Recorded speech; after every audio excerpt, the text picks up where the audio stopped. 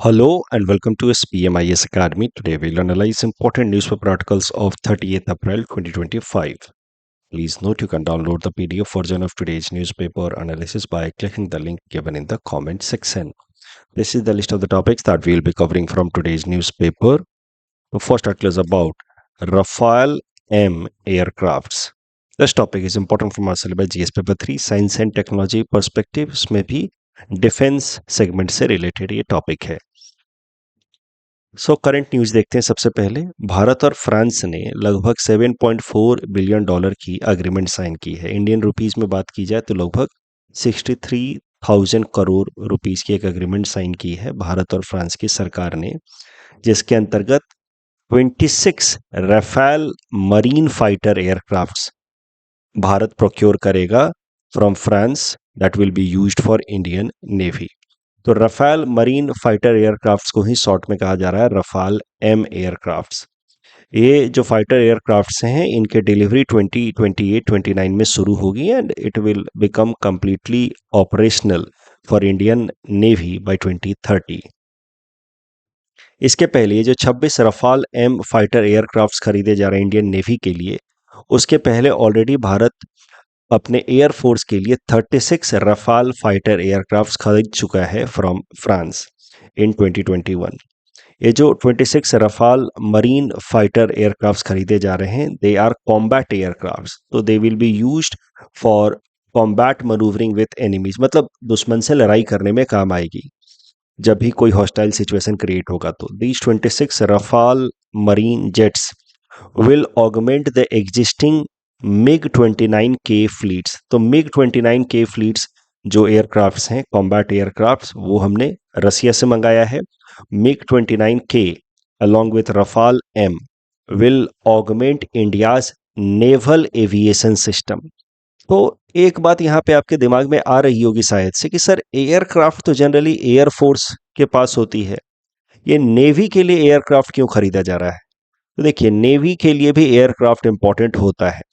वो कह सकते हैं आप कि नेवी का एविएशन सिस्टम है, naval aviation system, which augments the capacity of navy.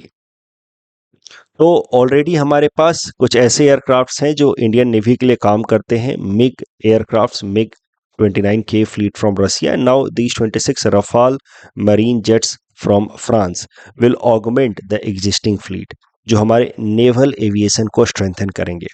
Prelims perspective से आपको याद रखना है कि जो रफाल मरीन एयरक्राफ्ट्स हैं, they are designed and produced by Dassault aviation of France. ये कंपनी का नाम भी आपको याद रखना है, डसॉल्ट एविएशन। अब नेवल एविएशन के बारे में थोड़ा बातचीत करते हैं कि नेवी को एयरक्राफ्ट्स की जरूरत क्यों पड़ जाती है। तो देखिए, नेवी को एयरक्राफ्ट्स जो मिलते हैं, they augment the capacity of navy, चाहे दुनिया की कोई भी नेवी हो including Indian navy. The naval aviation uses air power for navy to strengthen the power of navy.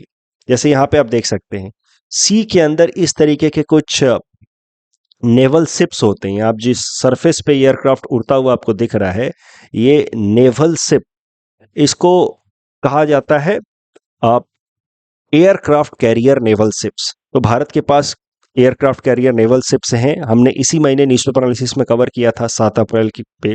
तो नेवल एयरक्राफ्ट कैरियर्स आपको पता है, these are like runway in the ocean.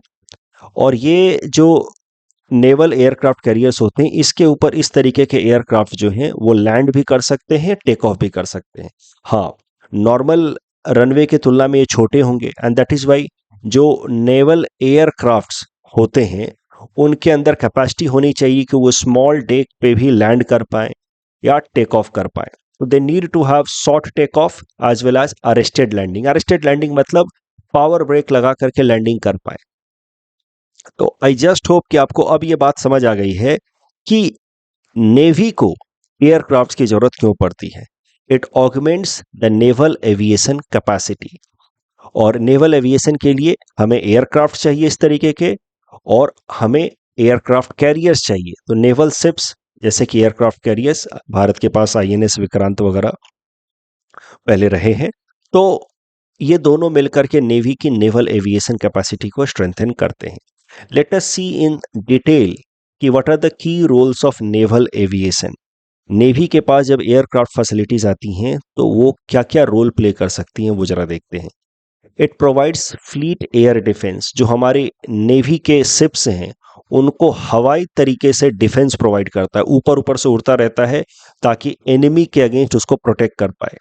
Strategic power projection, देखिए ये navy के overall capacity को भी strengthen कर देता है। जैसे हमारी नेवी इस एयरक्राफ्ट करियर के साथ अपने एयरक्राफ्ट्स को लेकर के पाकिस्तान कोस्ट पे पहुंची और थोड़े दूर से ही फिर हमारे एयरक्राफ्ट्स फ्लाई करके जाकर के पाकिस्तान में बॉम्बार्डिंग करके वापस से इस एयरक्राफ्ट करियर पे आकर के लैंड कर गए। तो इससे होगा क्या कि नेवी की कैपेसिटी बढ़ जाती है, मनूवरिंग की एबिलिटी बढ़ जाती है। So this is how it is a way of power projection to have aircraft carrier and have such aircrafts which can take off and land from aircraft carrier. It strengthens a country's power. Anti surface warfare, enemy ships को हवा से ही उड़ा दे सकता है। जैसे enemy का ship आ रहा है हमारे पास, अब हम शिप टू शिप फाइट करने के बजाय एयर के थ्रू हम एनिमी शिप पे अटैक कर सकते हैं।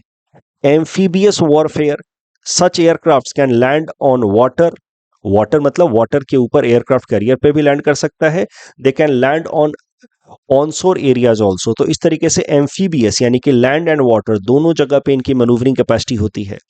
प्लस माइन काउंटर मेजर्स, बहुत बार लैंड के ऊपर माइंस बिछा दिए जाते हैं बाय एनिमी, या वाटर के अंदर भी माइंस बिछाए जाते हैं। एक फिल्म आई थी गाजी, द गाजी अटैक, उसमें आपने देखा होगा कि वाटर के अंदर भी कैसे नेवल शिप्स के लिए माइंस बिछा दिए जाते हैं। उस केस में नेवल शिप्स के लिए आगे बढ़ पाना काफी कठिन हो जाता है because of the threat of mines. ऐसे टाइम में एनिमी के ऊपर अटैक करने के लिए we need this kind of naval aviation system.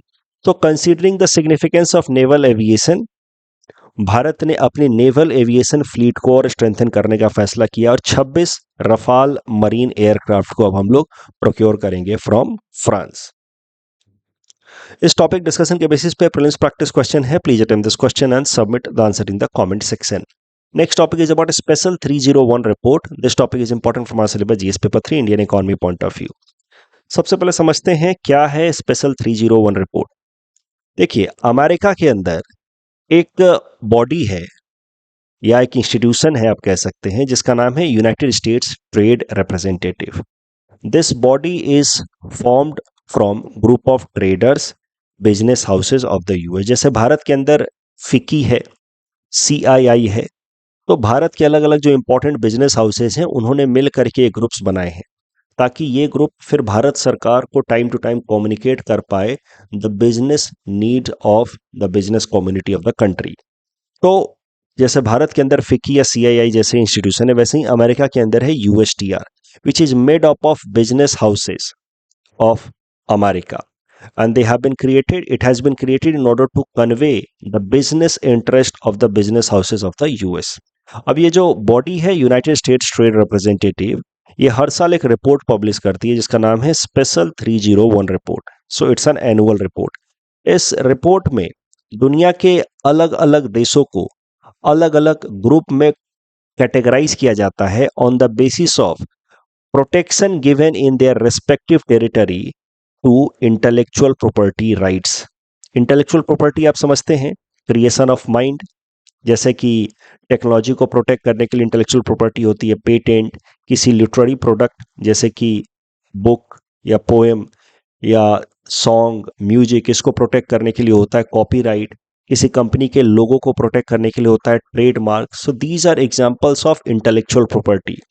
और इंटेलेक्चुअल प्रॉपर्टी को प्रोटेक्शन देना बहुत जरूरी होता है इन ट्रेड। प्रोटेक्शन देना मतलब कोई और उसको कॉपी ना कर ले आसानी से। अगर कोई आराम से दूसरे के इंटेलेक्चुअल प्रॉपर्टी को कॉपी कर लेगा तो उस केस में ट्रेड कर पाना इम्पॉसिबल हो जाएगा। मैंने कोई नई टेक्नोलॉजी के साथ नया प्रोडक्ट बनाया, मार्केट में जैसे ही मैंने लॉन्च किया, अगर दूसरी कंपनियां उस टेक्नोलॉजी को कॉपी कर ले मेरे प्रोडक्ट से, तब तो फिर मेरा पूरा रिसर्च एंड डेवलपमेंट पे पैसा जो मैंने खर्च किया अपने प्रोडक्ट के लिए वो सब बर्बाद हो जाएगा। In that case, no one who comes up with new technology will be willing to put their product in the market, and that is how trade will get hampered. Intellectual property को protection देना बहुत जरूरी होता है। Domestic as well as international level पे trade को sustain करने के लिए। और यही कारण है कि इंटेलेक्चुअल प्रॉपर्टी को प्रोटेक्शन देने के लिए कानून है अलग अलग देशों में। जैसे भारत के अंदर पेटेंट एक्ट है, कॉपीराइट एक्ट है, ट्रेडमार्क्स एक्ट है। और उसके अलावा जो इंटरनेशनल लेवल पे बॉडी है WTO, जो वर्ल्ड लेवल पे ट्रेड को प्रमोट करने के लिए बनाई गई है, वहां पे भी एक ब्रॉडर एग्रीमेंट है इंटेलेक्चुअल प्रॉपर्टी को प्रोटेक्शन देने के लिए। उस एग्रीमेंट का नाम है trips. So this is about intellectual property and why intellectual property is important in order to sustain trade at domestic as well as global level.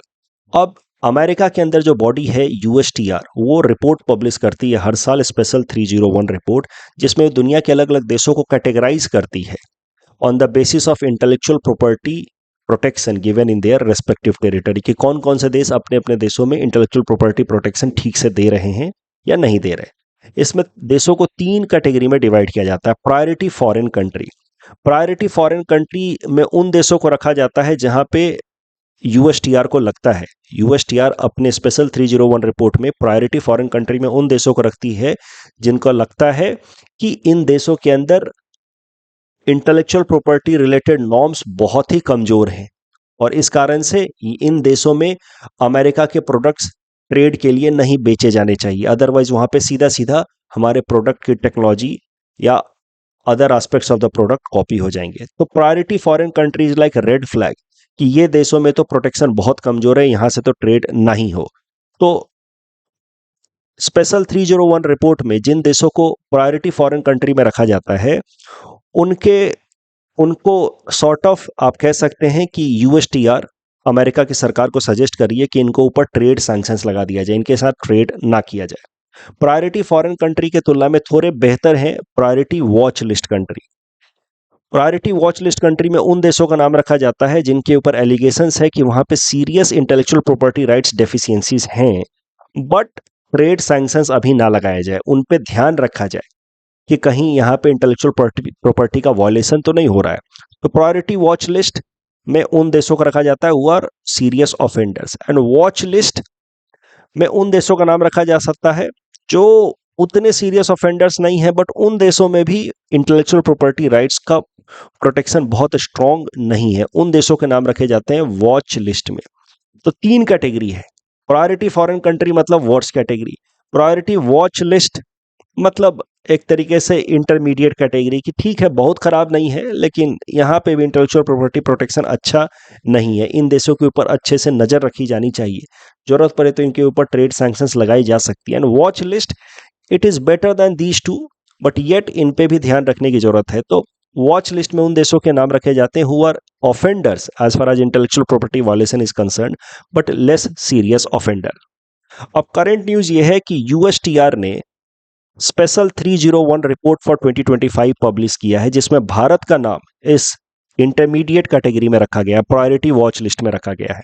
इस रिपोर्ट में कहा गया कि भारत के अंदर जो intellectual property protection related norms हैं वो इनकंसिस्टेंट हैं, वेग हैं, खासकर इंडियन पेटेंट एक्ट में काफ़ी कंफ्यूजिंग बातें लिखी गई हैं और उस कारण से भारत का नाम इन्होंने डाल दिया है प्रायोरिटी वॉच लिस्ट में। भारत के अलावा चाइना, इंडोनेशिया, रसिया, अर्जेंटीना, वेनेजुएला, टर्की, पाकिस्तान जैसे देश भी प्रायोरिटी वॉच लिस्ट में, टोटल 25 से भी ज़्यादा देश प्रायोरिटी वॉच लिस्ट में। आप मान सकते हैं कि ये अमेरिका की एक अप्रोच है to put pressure on countries, ताकि वो ट्रेड रिलेटेड जो सैंक्शंस लगा रहा है US उसको आराम से मान ले। एक इनडायरेक्ट प्रेशर अप्लाई करने का, बुली करने का एक तरीका भी माना जा सकता है। ये भी माना जा रहा है एक्सपर्ट्स द्वारा कि अलग अलग देशों को प्रायोरिटी वॉच लिस्ट में डाल दिया कि भाई देखो हम तुमको देख रहे हैं, हम तुम्हारे ऊपर सैंक्शंस लगा सकता है क्योंकि तुम इंटेलेक्चुअल प्रॉपर्टी प्रोटेक्शन नहीं दे रहा ठीक से। ये एक तरीके से दबाव बनाने का तरीका हो सकता है, प्रेशराइज करने का या बुली करने का तरीका हो सकता है, ताकि US प्रेसिडेंट डोनाल्ड ट्रंप के रेजिम के दौरान जो नए नए ट्रेड सैंक्शंस लगाए जा रहे हैं इन देशों के ऊपर, वो चुपचाप से ये देश मान ले। प्रीलिम्स पर्सपेक्टिव से आपको USTR के 301 रिपोर्ट के बारे में जानना होगा, पूछा जा सकता है आपसे इससे रिलेटेड प्रश्न। तो ये प्रैक्टिस क्वेश्चन है with respect to this particular topic. Please attempt this question and submit the answer in the comment section. Next topic is about RNA based antiviral treatment for agricultural viruses. This topic is important from our syllabus GS paper 3 science and technology point of view. सबसे पहले एक virus के बारे में समझते हैं, cucumber mosaic virus CMV। और फिर आएंगे हम लोग करंट कॉन्टेक्स्ट पे। ये एक प्लांट बेस्ड वायरस है। It is very common amongst plant, जो लगभग 1200 प्लांट स्पीसीज को अफेक्ट करता है, specially plant species belonging to cucumber, squash, cereals या बनाना। ये जो वायरस है, it mainly spreads through this aphid insect. Aphid insect जो है छोटा सा इंसेक्ट होता है, सॉफ्ट बॉडीड इंसेक्ट, बट ये वायरस को स्प्रेड करता है प्लांट्स के अंदर, जिस वायरस का नाम है कोकुम्बर मोजाक वायरस। ये जनरली इस तरह के लीव्स के लोअर साइड में ये इंसेक्ट पाया जाता है, soft bodied insect under side of leaves में पाया जाता है। sap sucking insect called aphid which spreads this cucumber mosaic virus. Cucumber mosaic virus का बहुत नेगेटिव इम्पैक्ट हो रहा है एग्रीकल्चरल ईल्ड के ऊपर। बनाना की अगर बात की जाए तो 25 से 30% ईल्ड लॉस हो जाता है because of CMV. Pumpkin, cucumbers, melons में तो लगभग 70% तक लॉस हो जाता है क्रॉप ईल्ड का because of these cucumber mosaic virus spread through these aphids. ये कोकुम्बर मोजाक वायरस के कारण होता क्या है कि जो क्रॉप्स होते हैं उनके leaves as well as fruits वो इस तरीके के डिसकलर्ड हो जाते हैं। They get discoloured like mosaic, they have stunted growth, और जिस कारण से उनका जो फ्रूट निकल करके आता है दैट इज कॉमर्शियली अनवायबल, यानी कि मार्केट में बेचने से उसको पैसा नहीं मिलेगा क्योंकि खराब फ्रूट हो जाता है। तो cucumber mosaic virus is proving to be very destructive for agricultural yield. अब अच्छी बात यह है कि साइंटिस्ट ने कोकुम्बर मोजाक वायरस से निपटने का एक तरीका निकाल लिया है। They have brought a ground breaking RNA based antiviral treatment to deal with cucumber mosaic virus. ये ट्रीटमेंट कैसे काम करेगा? ट्रीटमेंट कैसे काम करेगा उसको समझने के लिए थोड़ा सा और डिटेल में समझते हैं। देखिए, जैसे प्लांट्स या ह्यूमंस सब क्या करते हैं, सबके बॉडी के अंदर एक नेचुरल डिफेंस सिस्टम है to fight against virus. So we have a natural way to fight against viruses. उस नेचुरल डिफेंस मैकेनिज्म कहा जाता है आरएनए इंटरफेस, आरएनएआई शॉर्ट में कहें तो। प्लांट्स में भी होता है, हम इंसानों में भी होता है ability of RNA interface, short में कहें तो आरएनएआई। होता क्या है कि जैसे वायरस ने प्लांट को अटैक किया, अब प्लांट उस वायरस को डिटेक्ट करता है कि भाई एक पैथोजन हमारे बॉडी के अंदर इंटर हो चुका है, एक फॉरेन सब्सटेंस हमारे बॉडी के अंदर इंटर हो चुका है। अब उस वायरस से डील करने के लिए प्लांट प्रोड्यूस करता है डबल स्ट्रैंडेड आरएनए, जिसको शॉर्ट में कहा जाएगा डीएसआरएनए। और वो डीएसआरएनए जो है इस तरीके का डबल स्ट्रैंडेड आरएनए फिर वो ब्रेक होता है छोटे छोटे आरएनएज में, जिनको कहा जाता है स्मॉल इंटरफेयरिंग आरएनएज। और ये जो स्मॉल इंटरफेयरिंग आरएनएज हैं शॉर्ट में कहा जाता है siRNAs. They act like soldiers in our body या plants body, and these small RNAs go to the respective viruses and fight them and destroy them, and this is how our body has a natural defense system to protect us against viruses। तो क्या होता है कि हमारी body या plant की body जो है वो एक्सटर्नल पैथोजन को डिटेक्ट कर ली। प्लांट के केस में क्या होता है कि पैथोजन को जैसे ही डिटेक्ट किया, वायरस को डिटेक्ट किया प्लांट ने, वो डीएसआरएनए रिलीज करता है। डीएसआरएनए डबल स्ट्रैंडेड आरएनए। ये डीएसआरएनए ब्रेक हो जाता है इनटू सिंपल या स्मॉल इंटरफेस आरएनए, ब्रेक हो जाता है एसआईआरएनए में, और ये एक एक छोटे छोटे एसआईआरएनए जा जा करके इंडिविजुअल वायरसेस से फाइट करते और उसको डिस्ट्रॉय करते। तो these are like soldiers in the plant's body, and they find virus RNA and destroy it. This process where dsRNA breaks into small interface RNAs and then small interface RNAs fight viruses, this process is known as RNA silencing. So RNA silencing is a natural process by which plants या animals या humans defend against viruses. It includes regulation of gene expression। जिस तरीके से genetic expression एक plant का या animal का cell करता है इन फॉर्म ऑफ आरएनए, तो in face of foreign invasion, foreign pathogen attack, GNA या RNA silencing is a way of genetic expression to deal with the foreign pathogens. तो आप कह सकते हैं कि RNA silencing is a way of genetic expression, gene expression, जिसमें dsRNA is created. First of all this is first stage of expression against external pathogen, and then dsRNA breaks into siRNA. अब scientist ने इस तरीके का कुछ injection develop कर दिया है जिसमें हम लोग मैन मेड केमिकल डाल सकते हैं प्लांट्स के लीव्स पे, जिसमें नेचुरली DsRNA होगा and that DsRNA will break into siRNA soldiers and which will protect the leaves from this CMV cucumber mosaic virus. तो पहले ये प्लांट्स के अंदर नेचुरली प्रोड्यूस होता था, अब प्लांट्स के अंदर नेचुरली जो प्रोड्यूस हो रहा है वो इनफ नहीं हो रहा था to protect it against the viruses. तो उस केस में यील्ड लॉस हो रहा था 25 to 30% for banana, 70% for other crops.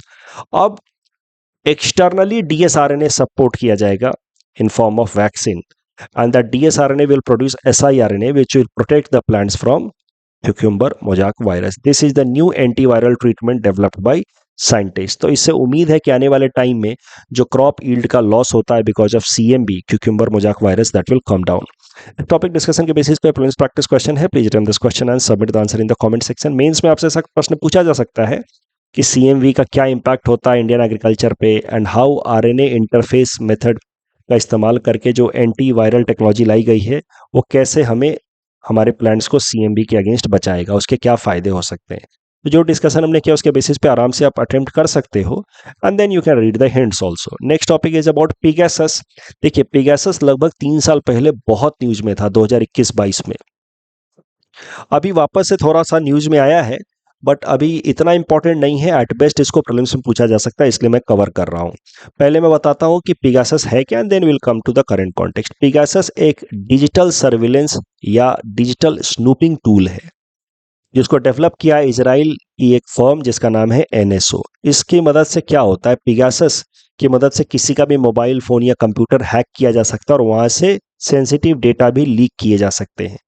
2021 में एक रिपोर्ट पब्लिश हुई थी ग्लोबल लेवल पे by consortium of global media, यानी कि ग्लोबल लेवल की कई सारी मीडिया हाउसेज ने मिलकर के एक रिपोर्ट पब्लिश की थी जिसमें उन्होंने बताया था कि दुनिया भर के 1000 से भी ज़्यादा इंपॉर्टेंट इंडिविजुअल्स या पर्सनालिटीज़ के मोबाइल फ़ोन या लैपटॉप्स को टारगेट किया गया है थ्रू पिगैसस सॉफ्टवेयर। ये जो 2021 का रिपोर्ट सामने आया था ग्लोबल मीडिया द्वारा उसमें भारत के भी कई सारे इंडिविजुअल्स के नाम सामने आए थे, जैसे राहुल गांधी या IT मिनिस्टर अश्विनी वैष्णव, कि देयर मोबाइल फ़ोन या laptop also has been hacked with help of this tool, digital tool Pegasus, और वहां से सेंसिटिव डेटा लीक किया जा रहा है। तो Pegasus was in news that those years 2021-22 very much. Pegasus क्या है ये आपको अभी भी प्रिलिम्स पर्सपेक्टिव से जानना चाहिए। अब करंट न्यूज देख लेते हैं। एक केस पहुंचा सुप्रीम कोर्ट में जहां पे सरकार ने कुछ इंफॉर्मेशंस रखे सुप्रीम कोर्ट के सामने, जो इंफॉर्मेशन कुछ ऐसे लोगों के सिस्टम से डिराइव किया गया था जो sort of anti national activities में इन्वॉल्व थे। तो फिर वहां पे जो उन लोगों के डिफेंडर्स थे, डिफेंडेंट वकील थे, उन्होंने कहा कि सर ये जो इन्फॉर्मेशन निकाला गया है पिगैसस सॉफ्टवेयर से निकाला गया है and that is why it should not be admissible in the court, क्योंकि पिगैसस सॉफ्टवेयर का इस्तेमाल करना वुड नॉट बी फेयर। उसी कॉन्टेक्स्ट में फिर सुप्रीम कोर्ट के जज जस्टिस सूर्यकांत जी ने कहा कि look, right to privacy should be protected. Pegasus software का इस्तेमाल करना is a way to violate right to privacy and right to privacy should be protected, but at the same time right to privacy has to be balanced against the need of national security. तो right to privacy के नाम पे हम national security को पूरी तरह से compromise नहीं कर सकते। तो इस तरीके का स्पाईवेयर जैसे पिगैसस है, इसका इस्तेमाल अगर नेशनल सिक्योरिटी के लिए किया जा रहा है तो there is nothing wrong in that, there is nothing wrong in having a spyware. Spyware का इस्तेमाल करना गलत नहीं है। हाँ, किसके ऊपर इस्तेमाल किया जा रहा है that is more important, against हुम it is being used that is a point. तो अगर कोई लोग नेशनल सिक्योरिटी को थ्रेटन करने वाले एक्टिविटीज में लगे हुए हैं तो उनके ऊपर इस तरीके का पिगैसस जैसा स्पाईवेयर इस्तेमाल करना वुड नॉट बी रॉन्ग, ऐसा कहा जस्टिस सूर्यकांत ने, सुप्रीम कोर्ट जज, while hearing A case. That case is also not important, बस इसलिए कवर कर दिया मैंने ताकि आपको बता पाऊं, रिवाइज करा पाऊं पिगैसस है क्या। हो सकता है कि एक सीधा सीधा प्रीलिम्स में ऐसा प्रश्न पूछ ले पिगैसस के ऊपर, किसने बनाया, तो कहां से आया, क्या करता है ये, इस पे प्रश्न आ सकता है। Please attend this question and submit the answer in the comment section. PAT scheme से रिलेटेड दोनों स्टेटमेंट सही हैं। यहाँ पे दूसरा स्टेटमेंट गलत है। भीतरकनिका में बहुत ज्यादा बंगाल टाइगर्स मिलते नहीं है, it is known for crocodiles. और यहाँ पे again first statement gets wrong because of this term state level, बाकी second and third statement is correct. First statement wrong होते ही आपको सही जवाब मिल जाएगा।